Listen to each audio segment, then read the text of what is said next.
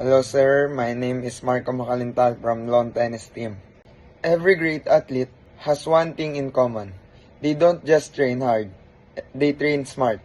Strength and conditioning isn't just about lifting heavy weights or running fast. It's about training with purpose, enhancing performance, preventing injuries, and building the body to handle the demands of the sport.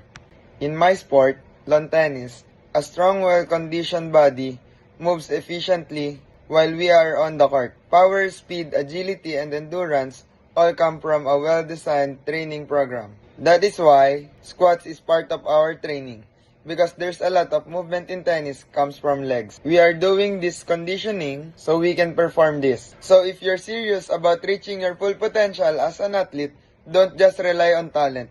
Back it up with the proper strength and conditioning program, because strength isn't just what you lift, it's what carries you forward. Alternative modes and non-traditional implementing training methods can offer huge performance and recovery benefits in tennis. When used smartly, these things like resistance bands, medicine balls, balance trainers, TRX systems, or even functional training tools like kettlebells and agility ladders. Resistance training.